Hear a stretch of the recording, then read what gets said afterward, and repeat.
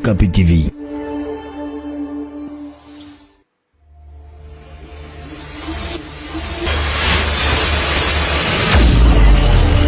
LKP TV.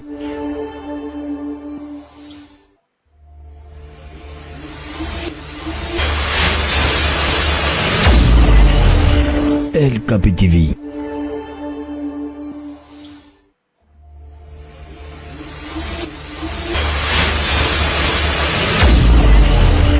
LKP TV.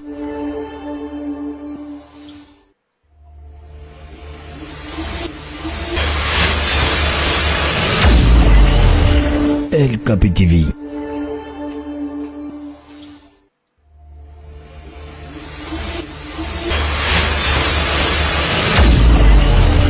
LKP TV.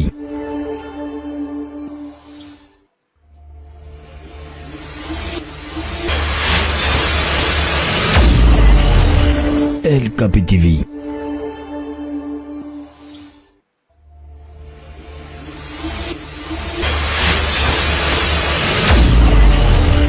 LKP TV.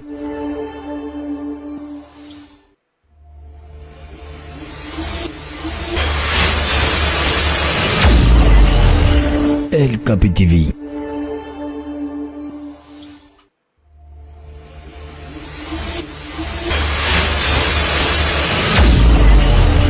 LKP TV.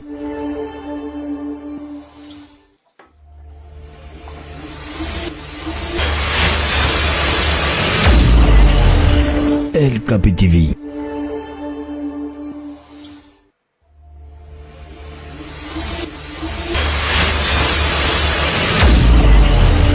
LKP TV.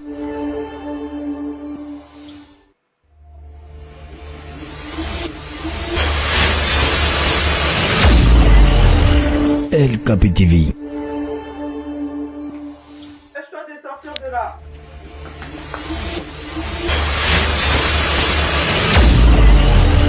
LKP TV.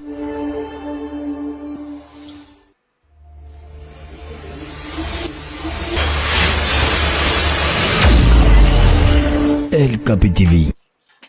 Chers téléspectateurs, chers internautes, mes bien-aimés dans les seigneurs, bonsoir. C'est bien votre servant de l'éternel, LKP Laura Kanyuka pour la chaîne de télévision LKP TV, la chaîne de la vie et la chaîne des bénédictions. Aujourd'hui, nous recevons pour vous un serviteur de Dieu, le pasteur Serge Malou Mouleba. Dans le compte de l'émission La Voix de la Rédemption, nous allons parler de liens des familles. En attendant que le pasteur Malou vienne sur notre plateau, la régie va nous préparer une chanson afin que nous entrons vraiment dans le bain. À tout de suite.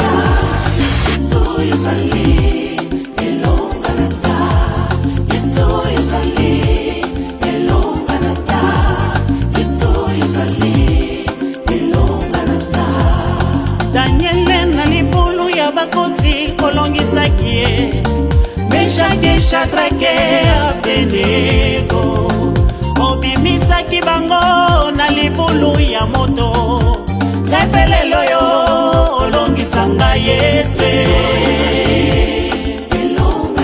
yoni papa nanga Yesu elikia nanga makasi nanga yosopo nanga Yesu na ye na yo izo ngana bengaka yo nzambe ilunga ya bitumba na ngai mokonzi Yesu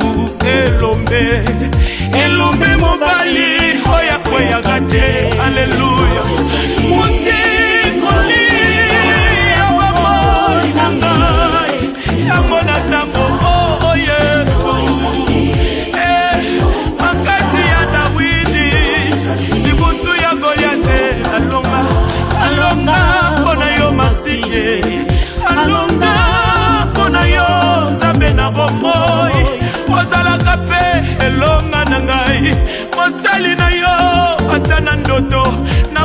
na yo kolongisa ngai na banzela ya bibale minene ya bambonge makasi liboso ya mipepe liboso ya bitumba bangomba milai mikuse okwezelaka ngai yango masie nzambe na bikamwa elonga elonga elonga opesa elonga na samsona yosuki ya samsona elonga na ngai yo elonga na ngai ye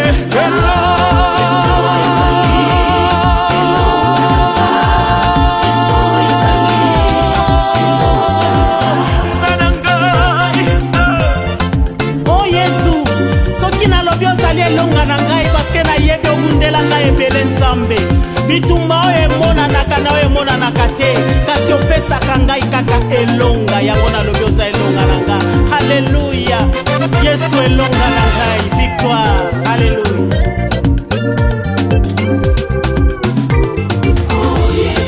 anazalaki kisita yo opesaki esamwele lazare mikolo minena kundosekisaki ye okabolama ya monana na biteni mibale nanango akoki kosala lokola yo obi olongisaki ngai lelo lisusu nakolonga na yo lobi mpe nakolonga o yesu yesu elonga yesu elonga yesu makoki na ngai yesu elonga o yesu yesu yesu yesu yesu yesu yesu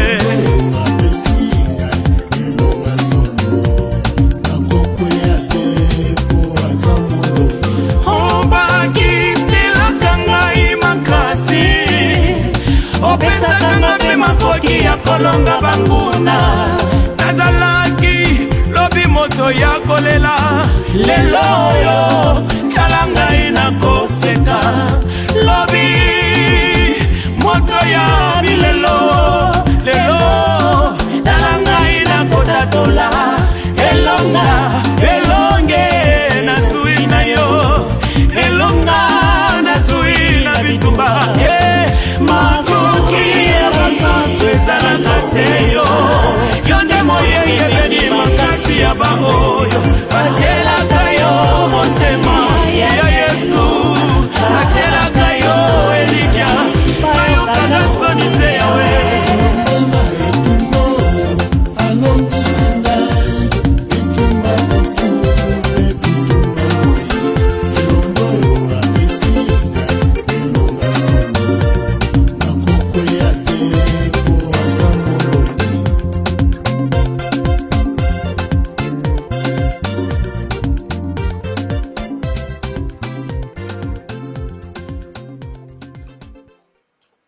De retour sur notre plateau, en tout cas, Yesu Azali Elonga na ngai, Jésus est ma victoire. Sans plus tarder, nous allons vraiment parler ces sujets très importants, très sensibles, même avec l'homme de Dieu, le pasteur Serge Malou-Mouleba. Sans plus tarder, je vais inviter notre pasteur sur les plateaux. Bonsoir, pasteur Serge. Bonsoir, la chroniqueuse LKP Laura Kanyuka. Comment vous allez? Je vais bien par la grâce de Dieu. Je profite pour présenter mes salutations aussi à tous ceux qui suivent LKP News, que ce soit sur les box ou sur Facebook ou YouTube. En tout cas, que Dieu vous bénisse. Merci beaucoup de les préciser. Oui, merci bien. Pasteur Serge Mouleba, aujourd'hui, on va parler d'un thème très important, mais je voudrais que vous fassiez connaissance avec les gens qui nous regardent ce soir. Qui est pasteur Serge Mouleba? Bon, pasteur Serge Mouleba est d'origine congolaise, Kinshasa. Je suis né à Kinshasa. Des parents congolais 100%, et voilà, je suis marié à ma chère tendre épouse Roselyne Malou-Mouleba. Je la et salue. son nom de famille c'est Yamayama.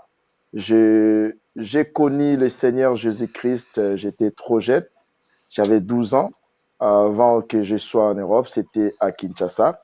J'ai été baptisé par mon père spirituel qui m'a baptisé, le pasteur Dominique Ngoï Kabouya. Je suis de l'église Centre évangélique La Résurrection. Et étant ici en Europe, je suis arrivé très jeune et il n'y avait pas encore l'extension de notre église ici. Du coup, j'ai fréquenté une autre église. Donc, celui qui m'a consacré dans les ministères, il est d'origine française, c'est le pasteur Gilbert Caristan. Donc, c'est depuis 2011 que j'exerce dans ces ministères pastoraux.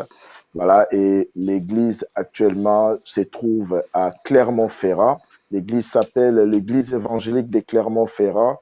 Jésus-Christ est le soleil de la vie. Et je sais qu'il y a des enfants de Jésus-Christ, le soleil de la vie, qui nous suivent aussi. S'ils sont là, qu'ils fassent juste un petit coucou dans leurs commentaires sur Facebook.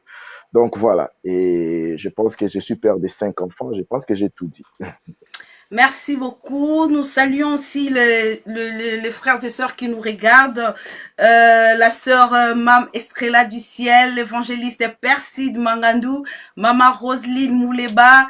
Je vois vous-même le pasteur Serge Malou. Il y a tant d'autres que je ne vois pas, mais au fur et à mesure que nous avançons à l'émission, on va commencer à saluer les gens qui nous regardent. Dès l'Angleterre, déjà, je vois, on nous regarde des États-Unis. Waouh! On nous regarde des Seychelles. Alors que Dieu soit loué. Je vois mon frère Yapodor. Je vois ma sœur Annie Kanyuka. Donc voilà. Pasteur Serge, nous rentrons dans les vifs du sujet. Dites-moi, Pasteur Serge, mais pourquoi ces thèmes, les liens des familles? Bon, ces thèmes, les liens des familles, je pense que, comme toi et moi, on a pris contact depuis un moment. Mais le temps, que ce soit ton temps, que ce soit mon temps, ne nous permettait pas de faire cette émission.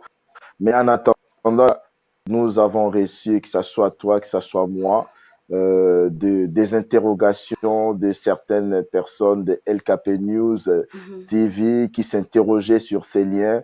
De mon côté aussi, dans mon réseau, j'ai eu des interrogations sur ces liens. C'est pour ça qu'en concessis avec toi, j'étais d'accord pour qu'on puisse parler de Oui, ces mais thèmes de liens de et famille. surtout que dans toutes les églises, on en parle. Oui, ça c'est vrai, c'est d'actualité. Pourquoi pas en parler dans LKP News, quoi. Ok, Pasteur Serge, c'est quoi un lien de famille? Bon, quand on parle de lien de famille, et par définition, c'est le fait d'être lié spirituellement avec sa famille. Quand on parle de sa famille, ce n'est pas seulement la famille restreinte, ce sont des choses qui existent des fois depuis des générations, des fois depuis des décennies, où il y a quelque chose, un domaine de la vie, ou que ce soit dans le domaine de la santé, que ce soit dans le domaine marital ou dans le domaine des percées, toutes les personnes sont liées, par exemple, à la pauvreté, toutes les personnes sont liées à une maladie quelconque. Nous devons savoir que quand on parle de ces liens de famille, l'origine de ces liens de famille, c'est dans le sang. La Bible nous dit dans Lévitique que l'âme, la vie se trouve dans le sang, l'âme d'un être humain se trouve dans le sang. Et ces liens de famille, son origine, c'est dans le sang que nous héritons de nos parents, de nos aïeux. Nous devons savoir une chose.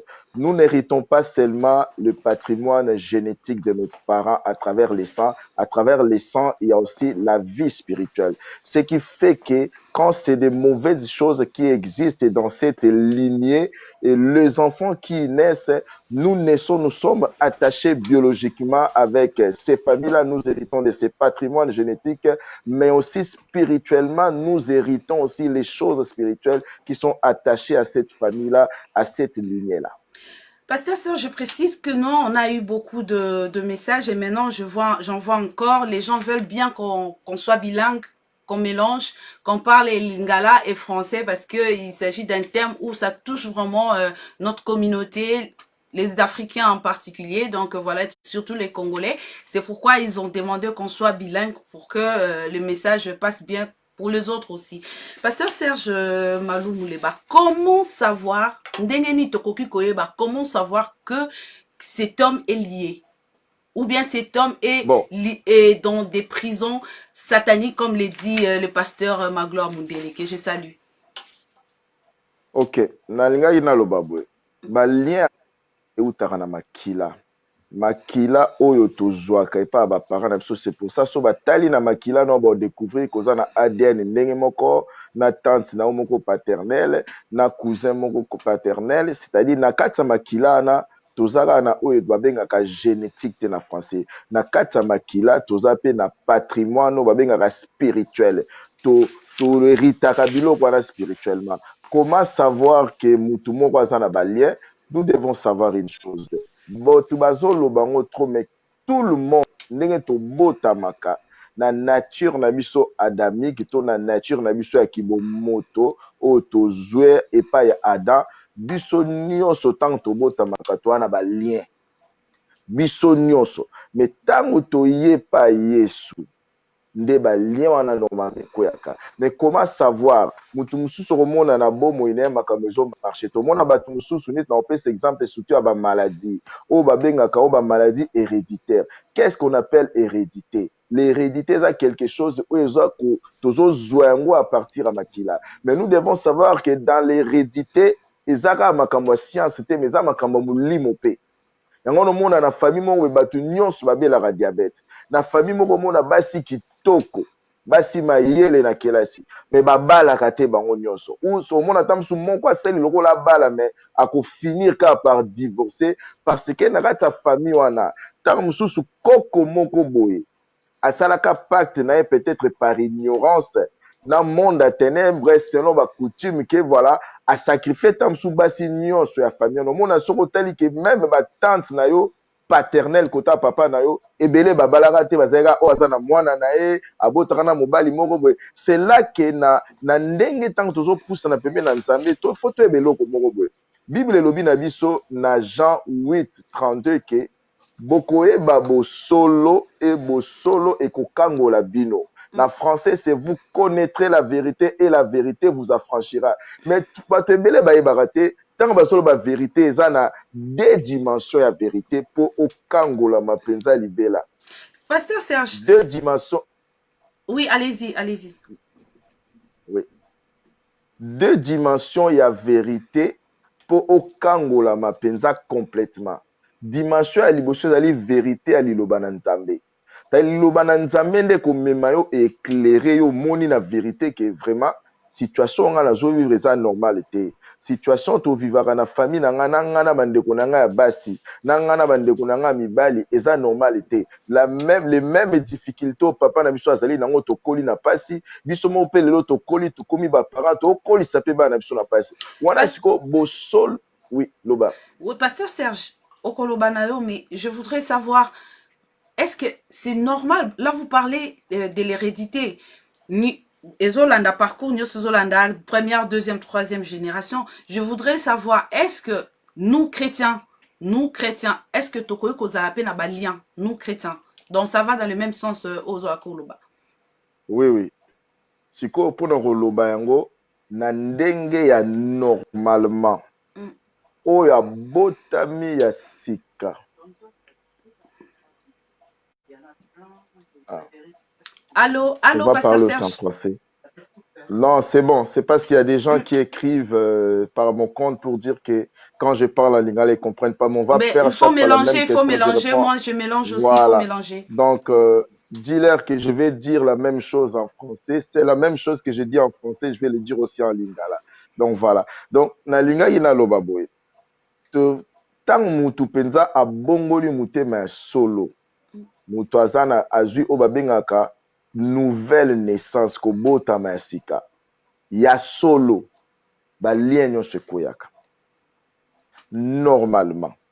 Mais il arrive que batu mususu babongola mutema na ndenga bien te. Parce que Bible lobi, si tu confesses de ta bouche et tu crois dans ton cœur, mais batu mususu ba confesser ka na munoko, mais dans leur cœur, ils n'ont pas cru. Ce qui fait que mon mutazomi lobela chrétien mais vie na ezaka ya okangama. En ce moment-là, mutuana a besoin de délivrance, a besoin de ayoka vérité, liloba na nzambe et pénétrer. Parce que Bible lobby dans 2 Corinthiens 5:17, si quelqu'un est en Christ, il est devenu une nouvelle créature. Les choses anciennes sont passées, voici toutes choses sont devenues nouvelles. Nzamba kosala te nzamba za ya solo. O nzamba lobaka eza ya solo. C'est-à-dire soki mutu azomilobelaka aza chrétien, mais balie wana ezosubsiste kaka. Ou abongolani motema bien te, ou abongolani motema bien mais afungoli sous baporte. Il y a des choses. Parce que si afungoli porte te, tango komi mwana nzamba koma mwana na nzamba ya ndambu te. Nouvelle naissance eza amélioration ya ancienne naissance te, mais eza naissance ya sika. Soko bongoli motema bien mofungoli baporte, babiloko wana ezalaka yo ekozonga. En même temps, eza na makambo mosusu mpe moto akobongola ne mpe motema solo.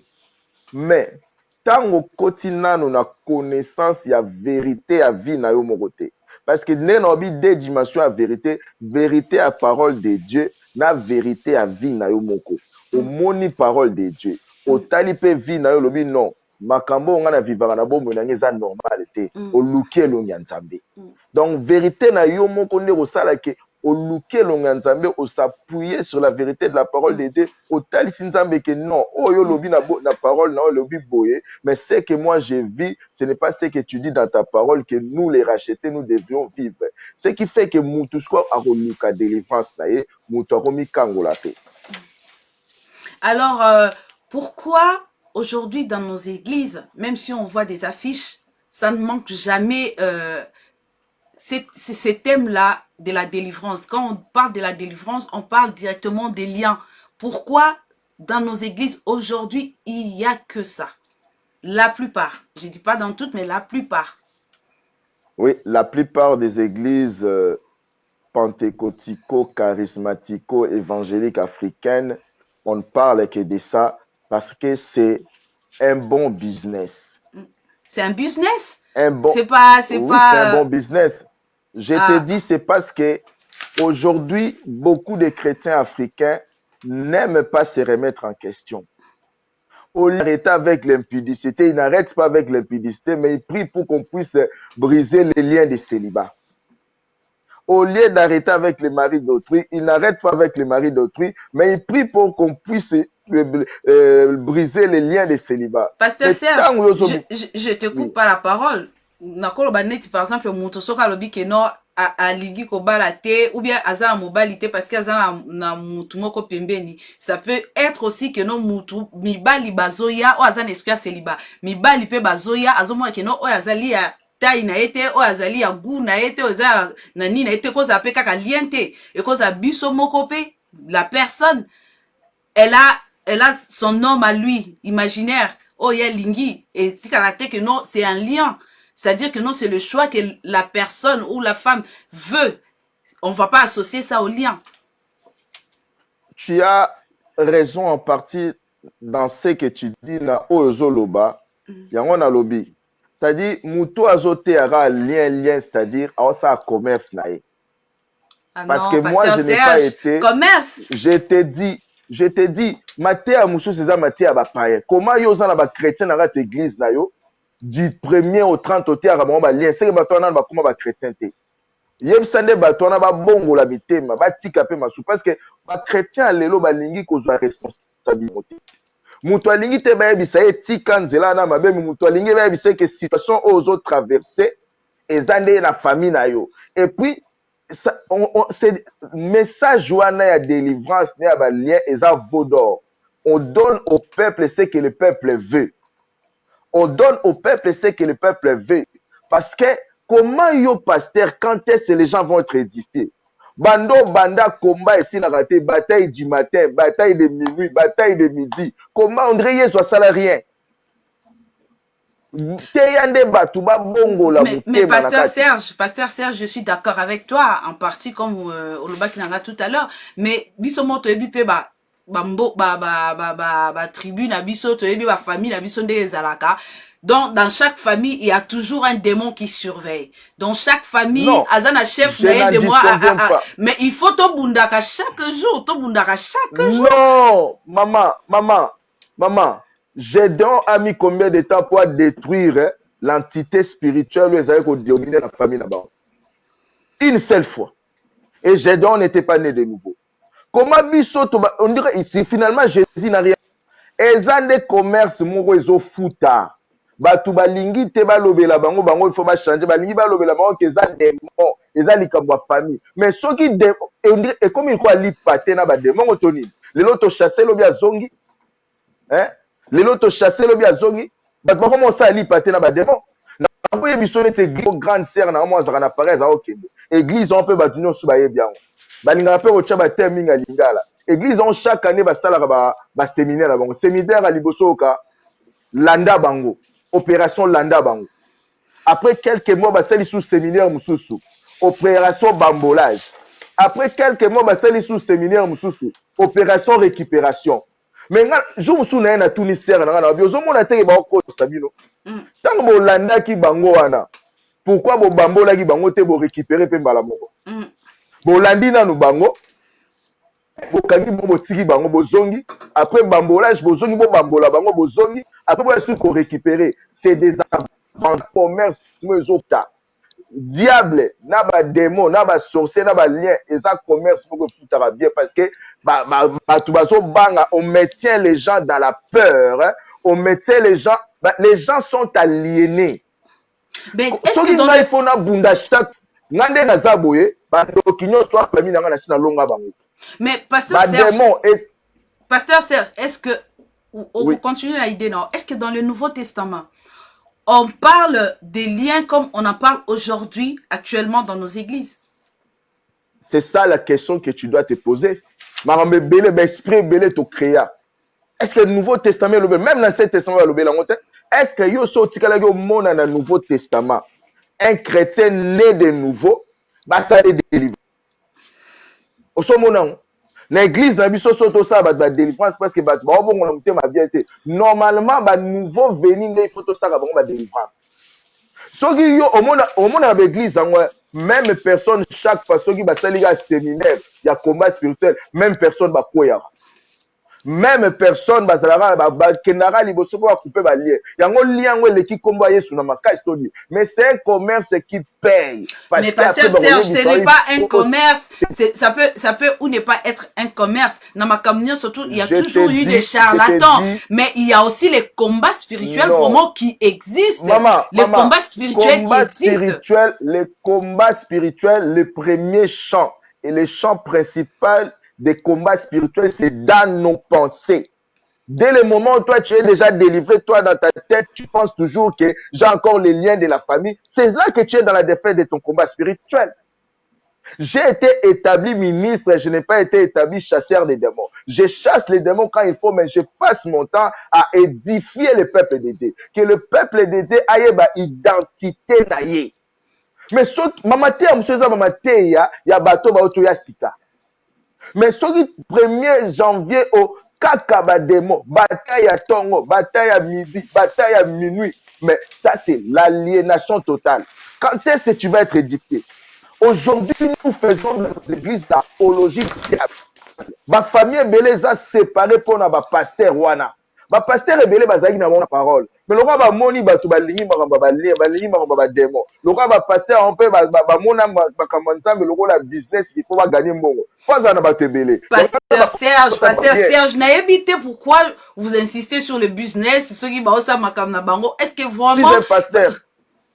Je te dis je suis un pasteur, je sais ce que je dis. Je suis un pasteur, je sais ce que je dis. Donc, tout le banaba église, Mikolo et Zalaka combat. Donc, c'est un fond où on va capter bandimi. Pour la nuit, bamoni que kuna des opesa. Bandim balinga que ba yoka que non, Dieu a dit, ou bien, il y a voilà. ton oncle, ta maman, ton papa. Voilà. Mon na mutongo azo ba oncle ne mutakanga et kobologie à somo. Mutongo azo ba oncle ne mutakanga et azo perdre musala. Na musala yiba. Aza discipliné na musala te. Ba fille belé ba samo ba na espace célibataire ba na espace célibataire ba mususu ba bi hygiène na nzoto te ozano kitoko mibali soka approcher bo keno restaurant ayo sentir que moi ntsunga moko ezali akimi na ye yo kanisa ke espace célibat talande likamu na hygiène mama talande likamu na propriété mususu aza insolente ba kanisa mibali ba kilia célibat wala ta masque te bongisa nde caractère makambo na nyoso total akangote bongisa nzoto na ozala na hygiène ngana naza mobali na bike mibali ebele tokimaka basoka dans la Kentucky restaurant na pecho on aurait quand même na moi arrière odeur muta kimina e yo zo kanisa que non parce que ba la tsanga masque mibali ba yaka ba kendaka non boye bisande c'est la vérité c'est yekola moi déodorant yekola moi propreté au monde appelle libale roya nango. Sœur Karine Poli, bonsoir, bonsoir à vous, bonsoir grâce divine de Dieu, bonsoir Arnaud Sagesse, bonsoir Papa Priscador, homme audacieux, bonsoir, bonsoir à tous. Boyoki ba mama balobi que tamusu ba kobenga esprit à célibat, mais il faut entretenir le corps, il faut entretenir son visage. Osaka longue kanga, non, sois gentil, sois kind, ça gentil. Ou bien quand esprit célibat pamba. Pasteur Serge Malou Mouleba. N'engana tu na question moko. Bato bate ya mingi. Makambwana ya ba lien. Excusez-moi, hein, nazo ça la polémique, c'est rien du tout. C'est souvent en lingala. Souvent en lingala. C'est rare que ce soit en français. Et ça, dû à quoi? On a remarqué, hein, c'est une remarque. Yo na peut-être remarqué qu'est-ce que Oyo Sangana el Kambwana. Na remarqué parce que c'est des manipulateurs. Au moins la même parole à tangi na Bible c'est leur mususu. Mais ma kambaso et bisabandi mina lingala ça n'a rien à. Donc il faut nyo soit mémoire na cadre lien parce que lien est à fond de commerce là. Bati aka na lingala pour ba manipuler batu. Moi je trouve ça anormal. Nzamba longo lingala a benginga na poto na saele na poto. Pour na te arabe na lingala.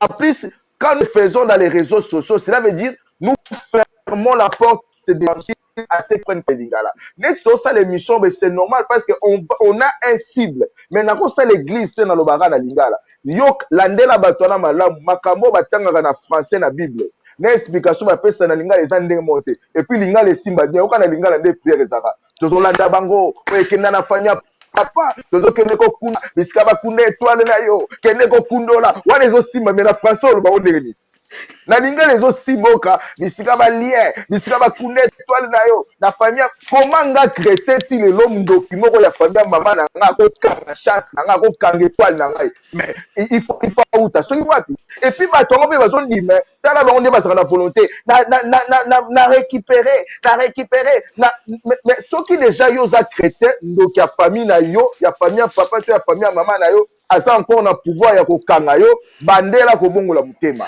mais pasteur Serge Outoloba momo kona tu viens de dire un mot là, la récupération. Que pensez-vous de la prière de récupération? C'est de la manipulation, c'est des business. Comment je peux aller déjà ebandi ndenge nini diable ayibanga mwana nzambe eloko nazanango papa nanga nzamba tikaye. So le diable, oui, voleur, Bible le dit le diable c'est un voleur. Mais pour voler à yiba yo, il faut au fungule au tikilaï. Mais attaque voleur à yibingaï. Non récupérer au voleur à yibingate. Non on peut se donner un exemple mobo. Tolia na on a mis ça boy. Na kikole. Finalement moi libo moi zalega ye ayibi musuni na mesa. Na kolanda moi liboma na récupérer musuni on na lia. Oh diable a simbi et comme essuyé. Je n'ai pas besoin de les récupérer, mais Dieu va me restaurer. Y'a moni ma balle belé so bongate ba maman na bazo kende ka l'église. Bon yeb sabango deko récupérer libala na yo, biska mobali na ya kenda, on récupérer mobali quand les mêmes mobali na retromper sous 50 ans de restauration. Notre Dieu restaure. On ne va pas récupérer ce que le diable a touché parce que ce que le diable a touché est essuyé. Mais pasteur Serge, est-ce que parce que Mikolo et Komikaka, il faut couper balien, Est-ce que on peut aussi couper les chaînes de liens, sortir des prisons sataniques par l'adoration? Maman, déjà, Mutoyo, déjà, sauf à moi, Nzambi. Et pour être en prison satanique, papa, Nzambi, ça arrive dans notre vie, dans nos vies. Que tu fungoli porte morobo et pesi to fungoli porte morobo et pesi monguna accès na vie na biso. En ce moment-là, qu'est-ce qu'il nous faut? Il nous faut la repentance en plus des délivrances qu'on peut nous faire. Mais aujourd'hui, nous ramènons la repentance. Mais vous venez de parler de la délivrance, il faut la repentance et puis la délivrance après. C'est pas mal alors la délivrance, c'est pas mal de délivrer les gens qui ont des liens. Donc c'est-à-dire que les liens existent. Les liens existent plus pour les païens. Pour nous, quand un lien existe, Dieu nous révèle qu'est-ce qu'il faut faire. La Bible dit pardon, n'a comprendre sur ce point-là. On peut être chrétien et être lié, mais Dieu va te montrer, nous montrer comment, parce que vous m'avez dit que non, si tu es lié, Dieu va nous montrer comment faire. Je dis, on ne peut pas être chrétien à 100% lié, parce que le ténèbre ne se mélange pas avec la lumière. Ça peut arriver dans nos vies. On est un chrétien, na fungoli ba porte. Na ibi elo komo na musala. Malédiction pe kaningai. Ça dit, la Bible nous dit, malédiction sans cause et nul sans effet. Ba lien ba famille on eza ba malédiction. Parce que koko moroboy a touché à biloko moroboy a accepté pacte na Satan. Et ça dit malédiction mon la famille la biloko. Mais la Bible dit malédiction sans cause et nul sans effet. Mais netinga ben on peut savoir un exemple. Na oti na famille ya polygamie. C'est-à-dire, kati na ngai, nazali pe na lien wana ya polygamie. Mais pour lien wana ezwa effet sur ngai, il faut ngana fungo la porte. Na komi kotala ekobo sana se repentir et ko ça la fond. Mais du moment où on a fungo la porte, mais du moment où on a fungo la porte, qu'est-ce qu'il me faut? C'est la repentance. Il me faut la repentance et na s'attacher à Dieu. Il ne me faut pas, parce que pourquoi batongo tokolo basko ke ba lien eleki kombo yesu na makasi? Pourquoi les mêmes bato bazo bunda na ba ne na ba lien? Pasteur Pourquoi Serge, les mêmes bato bazo bunda na ba lien? Neti par exemple il y a autour les cas 2 jours, moi quand na ba live ndege za raboyi, il y a une dame qui s'est mariée, ça fait plusieurs années, abanda ko botate, c'est-à-dire bon abanda ko botate ba lo ba que non eza na lien en famille, ba kanga qui est na lien en famille, mais au bout d'une prière ba sala qui même à distance na butu moi sur na lali et ba alali ka na canapé ba mba kota na chambre et s'élève comme ça là azaki na ba bulo on a dit boum, il y a un kilo de sang qui est tombé. Ezaki vraiment terrible. Wana tokolo ba ke ezaliente, wana tokolo ba nini, azaki na malade, il fallait qu'elle deba opérer ou comment? Parce que eza na deux aspects hein. Eza na deux aspects. Na ebite so okolo ba nini na côté wana parce que moi je sais qu'il y a vraiment des liens au bateau vraiment pe ba liya bango, baba la raté na famille na bango omona. Kota maman na bango baba la kate, kota papa na bango baba la kate donc voilà, oko exception na ni na place wana. Je ne nie pas que Balien existe. Mais je dis aussi que c'est que la parole de Dieu nous dit. Ouais. C'est pour la liberté que Christ nous a affranchis. La parole de Dieu nous dit, si quelqu'un est en Christ, il est devenu une nouvelle création. On ne dit pas il est devenu une création améliorée, mais une nouvelle création.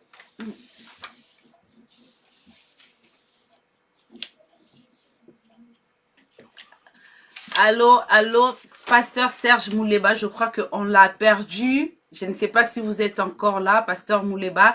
Nous allons préparer une chanson. La régie va nous préparer une chanson en attendant qu'on retrouve le Pasteur Serge Mouleba.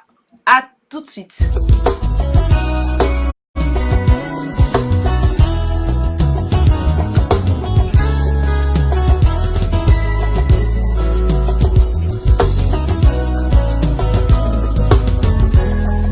Zambe ya bomoi obongi na nzembo na ngai sikana lukaka yo zana o ezozanga vi na ngai Zambe ya bomoi mosali bolamu tala obimisi nzembo ebatamaki na motema na ngai nakumameli yo nga na sanjoli yo mwana Nzambe obongi na nzembo ya motema osomba liwana nga na pete papa kuna nekulusu kasi nyonso mpo na ngai nazwa bomo ya seko nalingaka yo mingo kasi nalingaka yo yebi yango kati ya motema na nga otonda makasi penza umela konda konza na yo mokonzi Yesu okoma yanga nzembo ya mikolo nyonso papa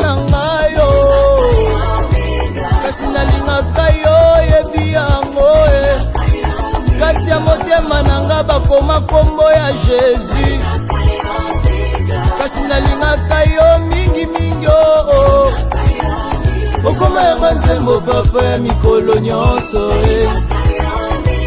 kasi nalingaka yo yebi yango Nzambe nanga ya bolingo papa nanga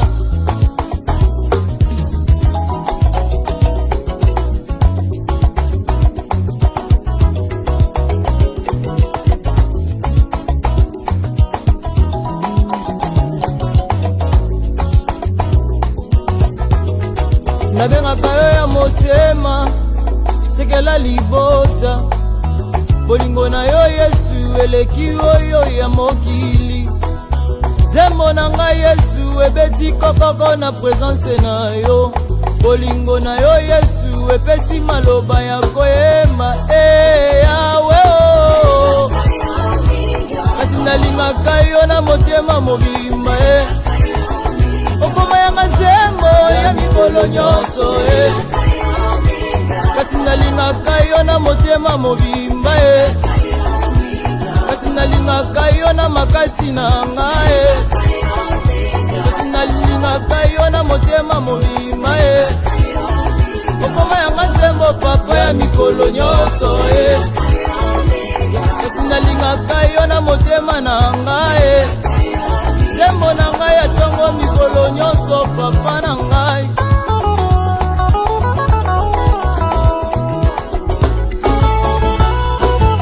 utaoya na bomoi na ngai na motema na ngai bolingo ne mata makasi opekisa milelo na ngai ekontinye oatakanga na bolingo na yo Yesu yango nayebi vraiment ya motema ya motema na ngai ya yawo kasi ya yawo ya motema na ngai ya yawo kasi ya motema na ngai ya yawo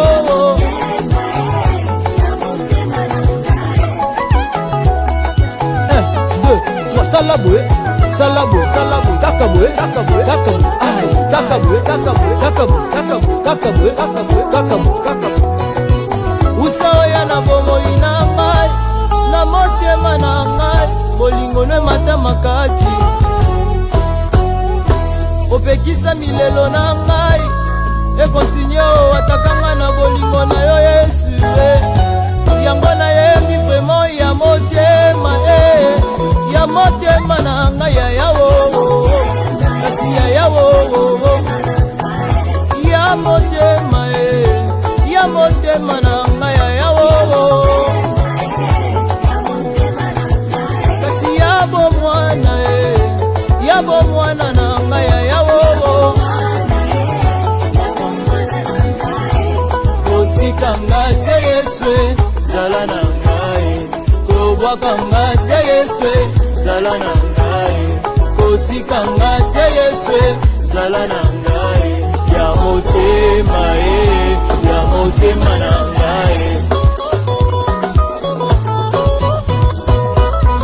bakwimbila nani yoyoyo bakwimbila nani yoyoyo kasi tozoyembela nani yoyoyo kasi tozokumisa nani yoyoyo koma milolo na ngai ya nani yoyoyo asala nini mpona yo kasi asala nini mpona yo bina na yo bina nde molingo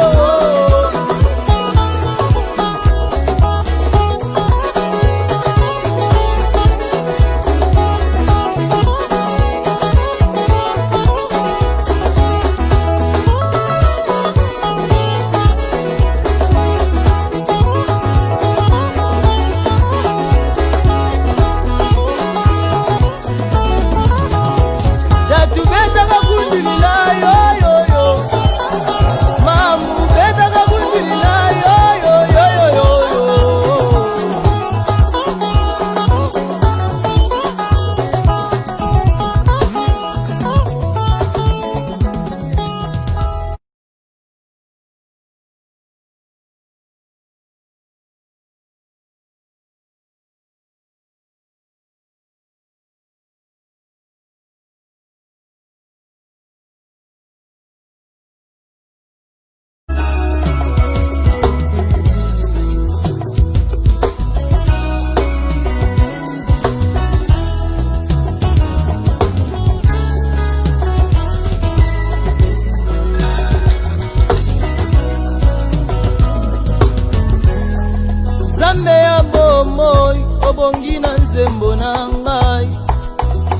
nalukaka yo oza na oyo ezozanga vi na ngai.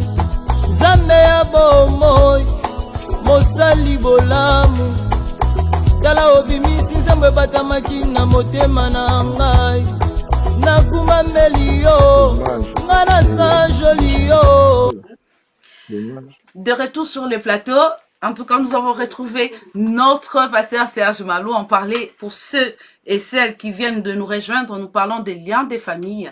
Donc, liens des familles. J'ai vu Maman Perside Mangandou qui dit problème est que okoki kozala na ba lien, mais soki obondeli ndima pe que o ekatani ezate mikolonio sokaka lien wana ekomi kozangisa kombo ya nzambe nguya. Pasteur Serge, qu'est-ce que vous en dites? Bon, qu'est-ce que j'en dis? C'est Maman Perside Mangambu, il a raison. Parce que même la délivrance, c'est question de foi. J'ai dit tout à l'heure que Chan Abicho, il y a bataille, il y a délivrance, c'est dans nos pensées. Mais il y a de ces pasteurs-là qui veulent maintenir les gens dans leur tête que Ato Salindeni lien Rosala. Pour il faut zonga. Pendant 20 ans. Mais quand tu vas lui poser la question, couper les liens pendant 20 ans. Déjà, on a coupé les liens pendant un mois. Ah, vous avez ma casse, il y a ça pasteur, on a ces gars dans Ngouyate. Il y a ces gars dans Ngouyate. Oh, il y a au mitali au sali délivrance, au mitali au sali repentance. Mais ceux qui ont sali repentance, n'en bien. Mais même temps, je vais couper les liens. Oh, faut payer s'offrande. Et ça, c'est un business. Et ça, business. Et comment sortir? Oui, allez-y. La Bible dit c'est pour la liberté que Christ nous a affranchis. Maman bébé, tout ça dans l'église, dans tout le monde a la Bible. On a même créé des noms de démons. On a même créé des noms de démons. Tout le monde a la Bible. Mais tout ça, parce que ben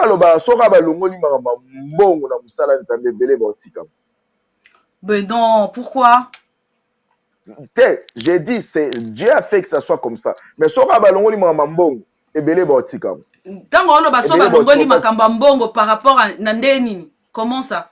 Parce que ebele tant ba bongo, tant ba kina ba couper ba lier plusieurs fois, ba senga ba on. Ah donc mais ça fait normal ceux qui m'ont que non par exemple je suis baselinga délivrance c'est que non na moninga moko na se sentir que je suis délivré, je peux ramener une offrande à mon Dieu. Et ça m'a bêta? Non, non. Je n'ai pas dit que ça m'a bé. Dans le but que Belé il se plaît. Il y a tout le temps ma kamola ba délivrance que le bela ramamba. Vous savez, même ba te belé baloto abandoto, li kambo ba lo belo en trop et au produire pe bandoto na mutuna yo. Ceux qui tous les jours on te parle des démons, ceux qui tous les jours on te parle, bah ma solo non, ils ont une famille moko boyé, bah ba itenge ba sala boyé, après bah ils vont découvrir que ba kanga bango, makamona ba lo bano ça va produire des ndoto na mutuna yo. Ça veut dire un pasteur qui parle que de la délivrance c'est un charlatan. La Bible nous dit que nous avons été faits ministres de Dieu pour l'édification des peuples. Et à matière, monsieur Zamatea, bateau va tuer Libanda.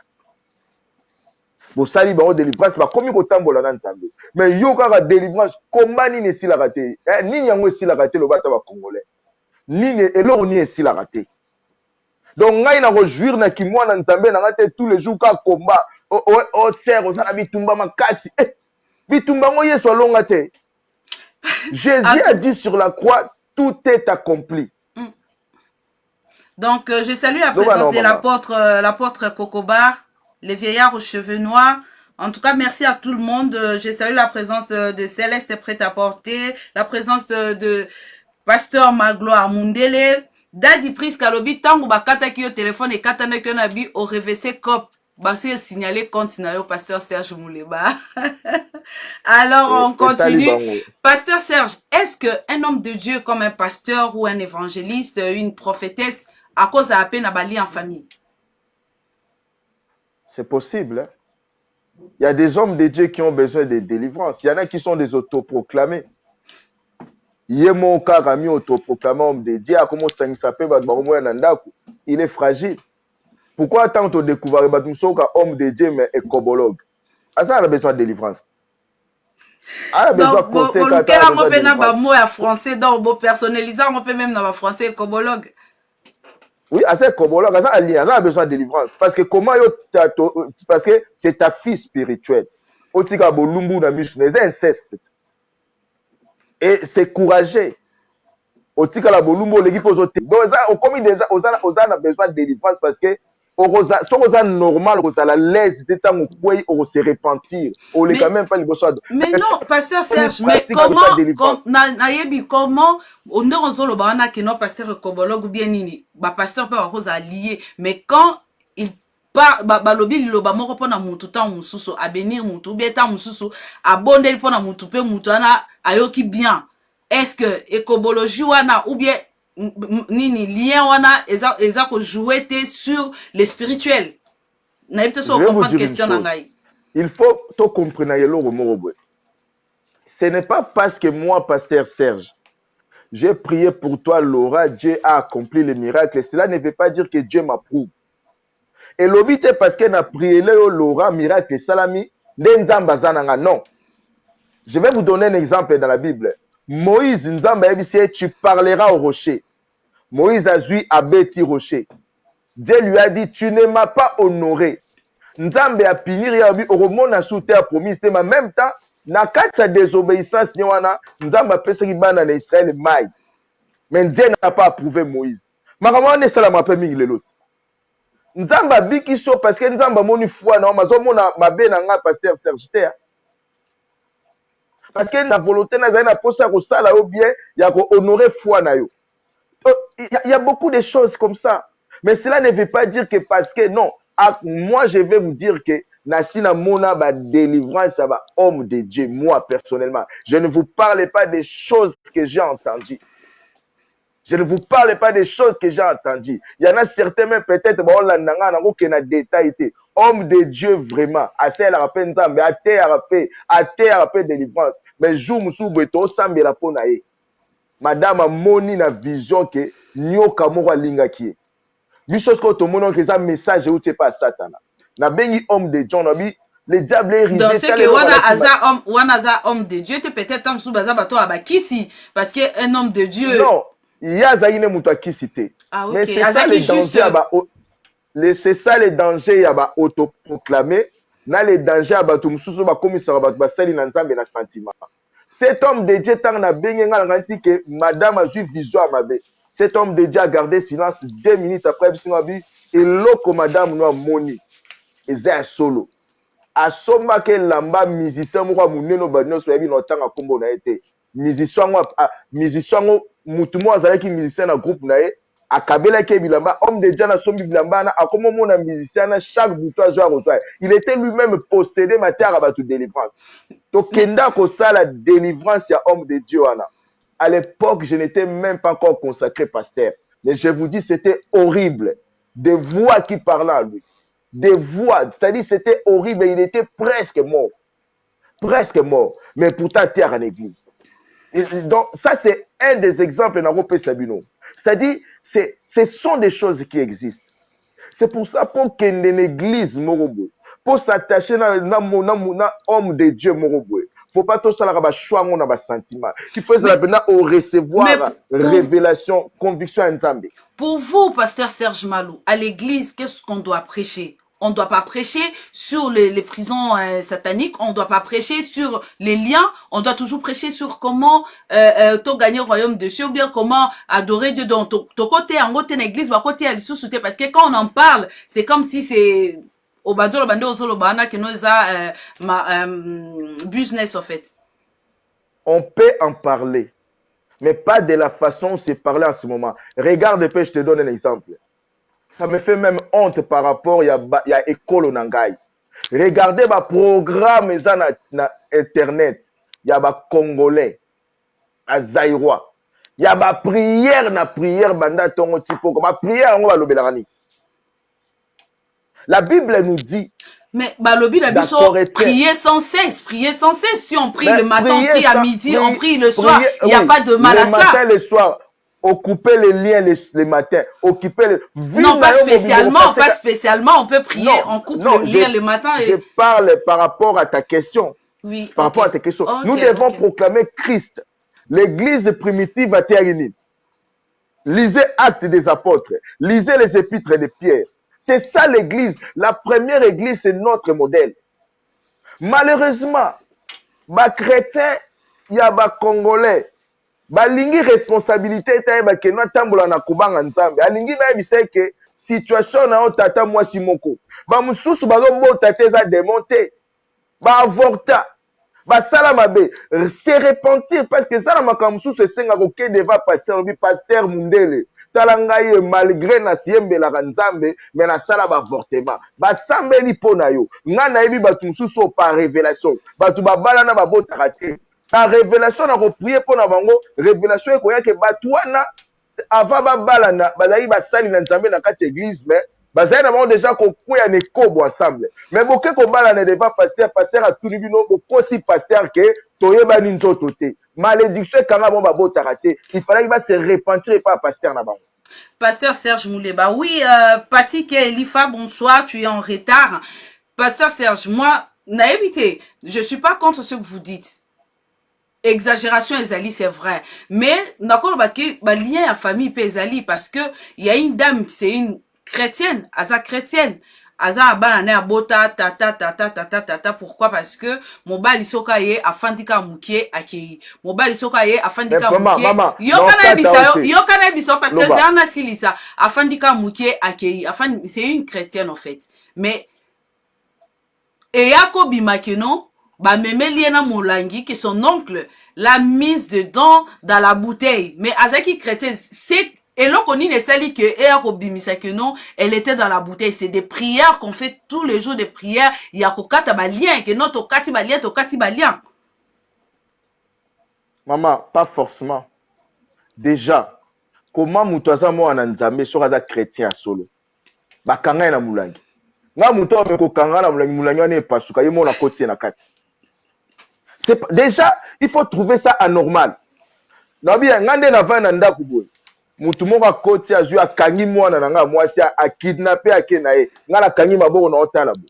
Mais pasteur Serge, il peut y avoir une porte. Peut-être cette nuit-là, tu étais par exemple en colère. Cette nuit-là, tu avais tant sous le kamoko boy moi dispute et le diable a profité. À koko tapé na moment wana, azupe moi na tchena mulangi. Je te donne déjà un exemple. Par rapport ya ndenge ya kibomoto mama mo papa mo penda vandi mutu mo akoti na ndako a kidnapper mwana ne papa na zotal non est-ce que la Bible dit si nous les hommes nous devons permettre en côté à combien plus forte raison chose à pena nzambe aux la communion les problèmes à battre bélo tous monde na ba chrétien mais bazar na ba lien ba chrétien mais bazar possédé. C'est parce que les gens ne sont pas en communion avec Christ. La Bible dit, si quelqu'un est en Christ, cela veut dire, si quelqu'un est en communion parfaite avec Christ. Mais yo, comme on a en apparence, mutaza chrétien. Mais en vrai, aza na communion na Christ. Ce qui fait que bako tient na moulangi. Bako ya babando tambu bisaye na butu, bazo vande na butu, sa mutua yeba. Mais ce qu'on a pena na communion na Christ. La Bible dit, notre vie est cachée avec Christ en Dieu. Qui peut me toucher? Cela veut dire la persévérance dans la prière peut ramener que Dieu te révèle comment orienter ta prière, que voilà situation est aboyée. Bon prier, mais est-ce que Nathan Wakala, tu as une banganga qui soit zaï so ki bobi sege no bakanga bino la famille akango li opeti. Basala yit. Est-ce que mon a sou banganga ngolelo? Ebele ba na kata l'église. Ba koma ba prophète. Oui, pasteur, je suis d'accord avec toi. Je salue la présence de notre ingénieur, l'homme à tout faire, Steve, à la régie. Donc,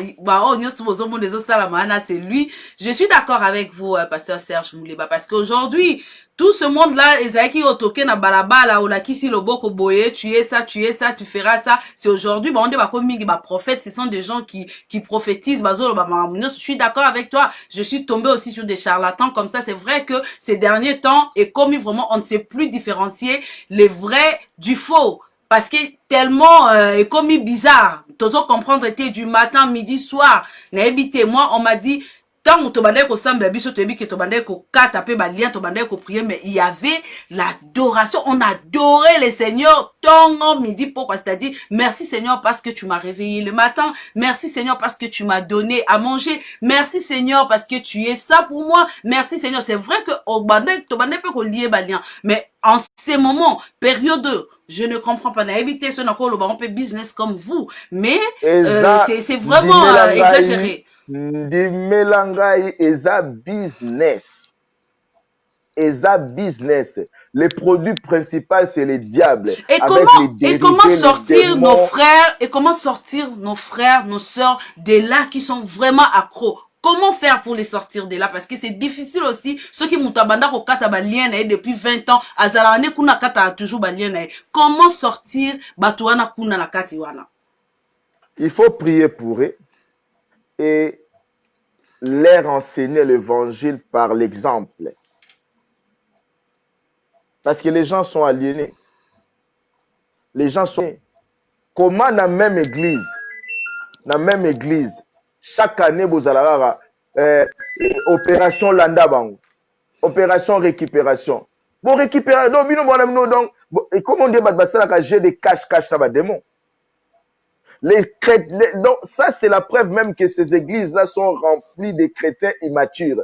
Batouana nyoso ba liwana. Pesa ya te ya lilo ba poto za la édifier. Côté abisote ko nzamba ko pesa mukanda, côté abisote ko tata moi chakangayo, te ya bisone parole de Dieu, te ya biso Christ, ils sont incapables. Mais pasteur Serge, oui, mais et cause a peu moins réalité que non tata moi si moko bope akanga, et cause a peu réalité non? Baba, mais réalité est-ce que vous croyez que réalité ça n'est pas à origine moko bope? Non.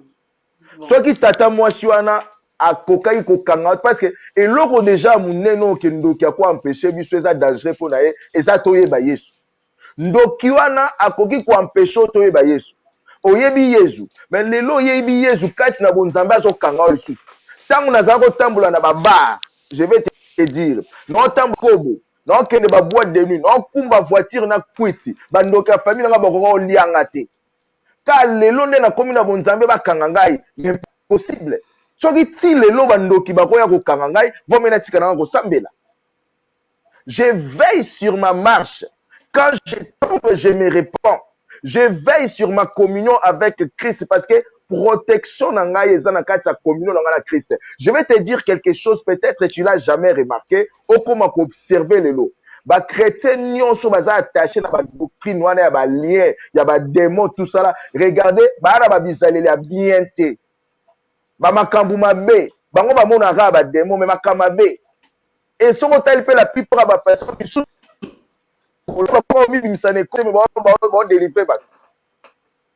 c'est-à-dire, to veiller na etamboli na biso, c'est-à-dire, to fungola ba porte. Une chose est sûre, quand nous ouvrons les portes, les diables ne va pas nous rater parce que la Bible nous dit, il rôde, cherchant qui dévorer. C'est à moi de veiller na fungola la porte.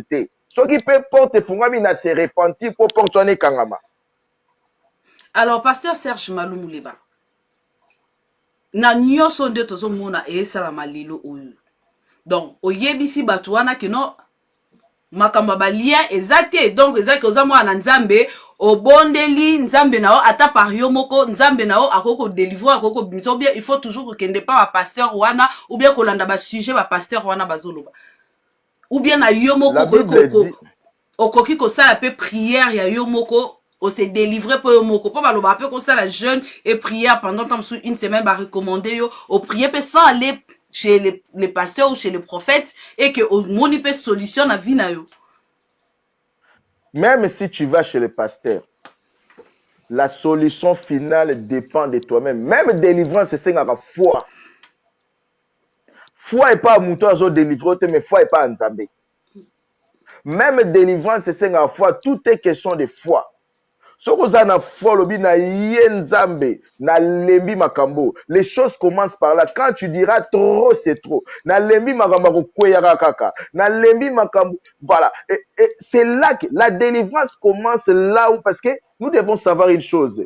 Dieu ne nous délivre pas de nos amis, mais Dieu nous délivre de nos ennemis. Ceux qui ont une situation, s'accommoder, la délivrance commence par un ras-le-bol. Tu dis trop, c'est trop. Mais ceux qui ont mais ceux qui font exactement délivrance, c'est ça le matin. Délivrance, c'est ça le matin. Il faut que parce qu'il y a des gens aussi qui étaient bien délivrés. Mais ceux qui ont délivré Moutou, aux autres, Moutou Lilobate, Moutou a foi fragile, en fungola sous la porte. So Moutou a fungoli la porte. Bible le dit, démon a raison à juste sous Baningane 7 à ma casse kolekaye. Et c'est comme ça, mais ça arrange beaucoup de gens parce que les gens aiment voir Batuazo Koué, Anakata, Bassal, tout ça, filmer, ça les arrange parce que c'est leur fonds de commerce. Mais un bon pasteur veut voir les gens devenir matures, les gens progresser. Un bon pasteur. Pasteur Serge Malou Mouleba, pour finir, hein, comme chité Nabiso à la fin, Nanyo Soana, vous concluez quoi? Je conclus que nous devons chercher Dieu. La Bible dit, il se laisse trouver par ceux qui le cherchent. Il n'y a que la vérité qui peut nous affranchir. Quelqu'un qui est délivré sans être pénétré par la vérité, cette personne va retourner dans la même chose. Il faut proclamer l'évangile. Marambébélé, tout ça, l'église primitive à ça là en haute. Les autres remontent à la promotion à diable. Tala pasteur nyonso o chaque prédication na zanga kotanga komba diable ya démon to andokité aza faux pasteur ou aza pasteur immature.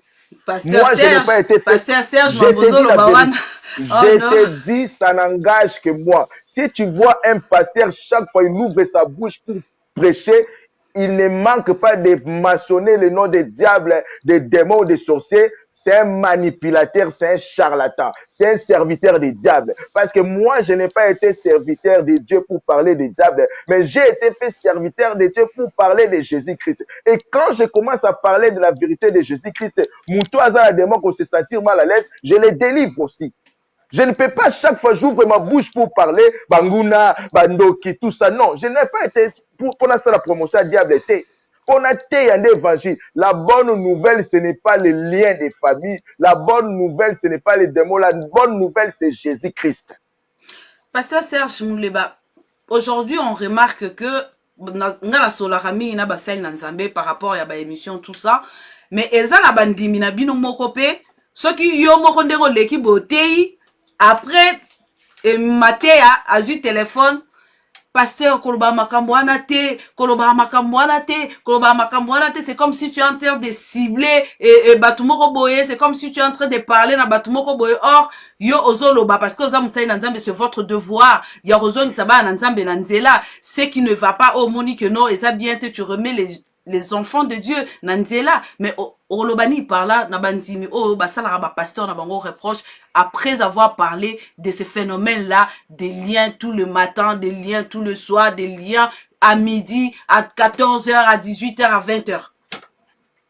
Moi je me sens redevable à Dieu, c'est-à-dire c'est ça le problème. Pasteur a dépendant na bandimi na ba mabonza na ba dime makamuso olobate. Mais celui qui dépend de Dieu va parler de la vérité. Je préfère que Batouba boyanga pour la vérité, que Batouba kangamananga parce que na solidaire na makambumo na yebi na mutema na ngezango na nzela nzambete. Na yebi na ngezango na nzela nzambete. Ba pasteur ba solanga na ba démon. Odo chasser bozibe bo pesi mutu ala démon micropole baka. Yo nani, ngai tata mwasi na ye, ngai boy. Ça c'est de la manipulation. La Bible dit le diable est le père des mensonges. Il ne se tient jamais dans la vérité. Et mon bana na ba démon ba kolo ba vérité. Na culte penda be bozi micro bo pesi mutu mazala démon pa loba. Alors que dans un culte c'est seulement le Saint-Esprit qui doit parler. Dans un culte, on doit proclamer seulement le nom de Jésus-Christ. Ça, ce sont des théâtres, des clientélismes. Vous croyez qu'un démon peut dire la vérité? C'est comme ça que des familles sont disées. Batumsu va abandonner ba maman na bango. bamususu abandonné baparents na bango, alors que la Bible dit honore ton père et ta mère, point barre, qu'il soit sorcier, qu'il soit occultiste, tu dois l'honorer. Bakaboli batu na ba famille na bango, ba isoler batu, bamususu bakaboli kutama mavala, ba Ça isoler aussi, batu. c'est un phénomène. Ça aussi, c'est un phénomène. Il y a LKM Yamotuya qui vient de nous rejoindre, qui dit c'est la vérité, papa. Il y a Gina et Jeka Viviette aussi à Kotinabiso. Bonsoir, Yajida. Likambwana pe ezali vrai. Papa o abota yo, maman abota yo.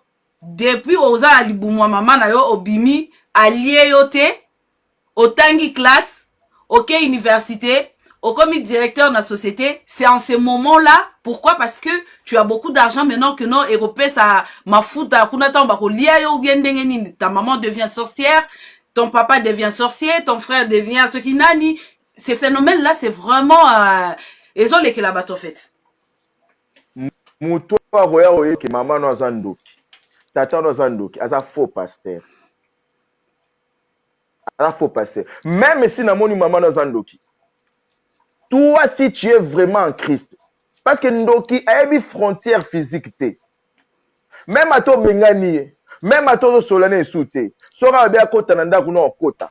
C'est années qui bon Zambé Kozangise. Mais Ndoki a autant Oyebaka Yesuta Lia Kaote. Je vais te dire encore pire, maman Laura Kanyuka. Mouto a Beniso na poto za Indoki. Au commis na poto Mouto na Edeo. Lobby au commis na situation, même si Mouto na Zandoki. Est-ce que c'est normal? On a tellement aliéné les gens que Mouto pas Kaboni, na sœur nae, grand frère nae, oncle nae, tato a Benisagi na poto, non, même si Zandoki. Bah, pasteur, on a système zanine. Il faut pas isoler, parce que si on a isolé, bon, lion bon au bien.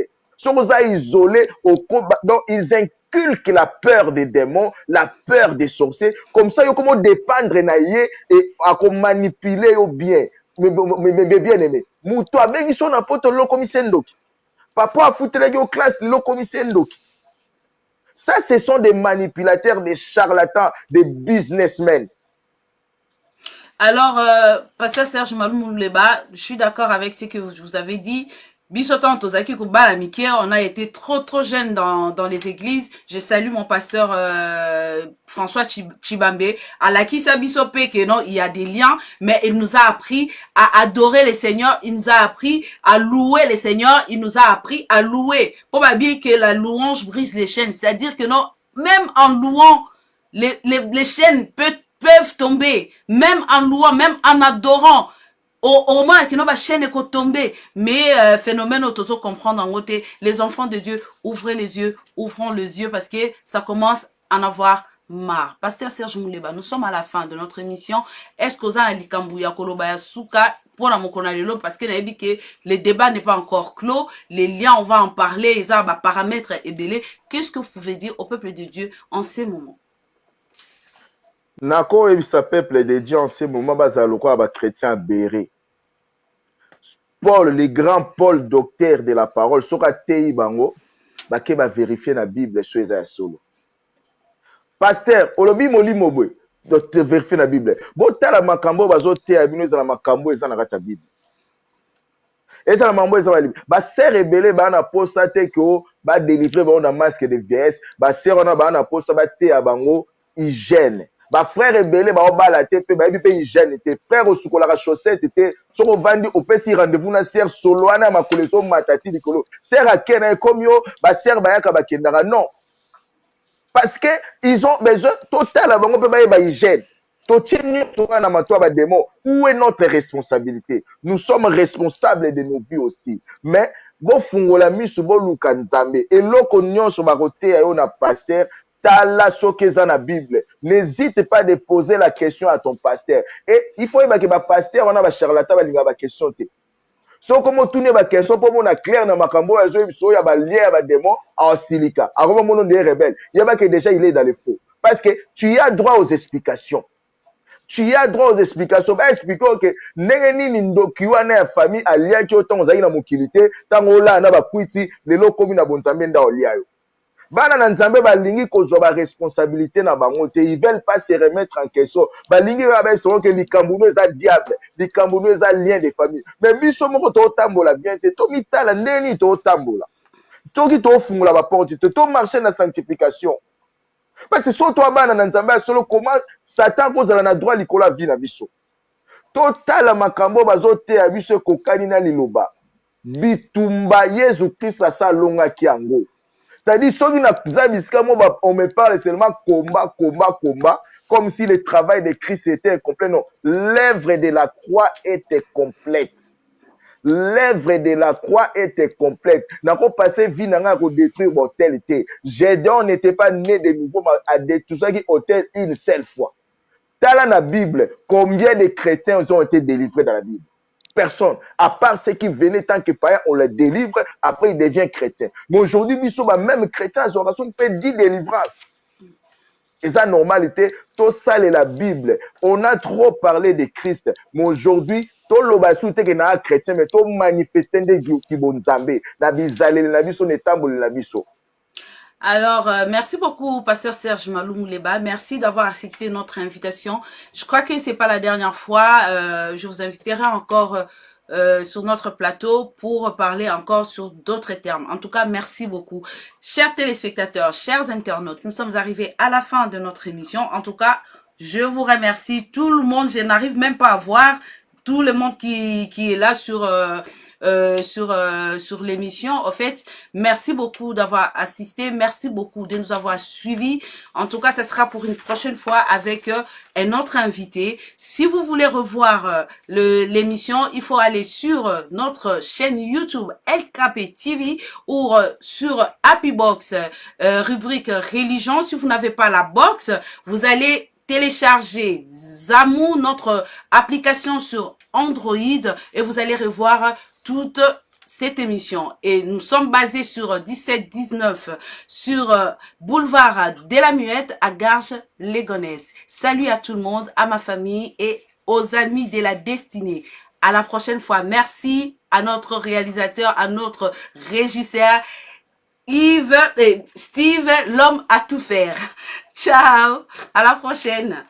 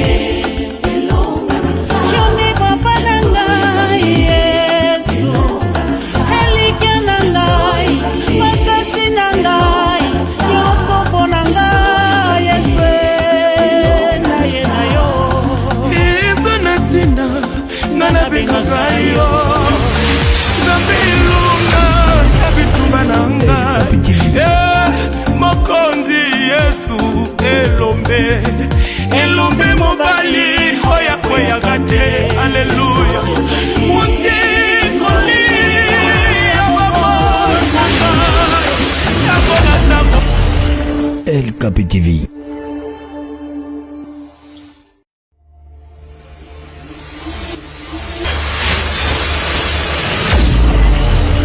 LKP TV.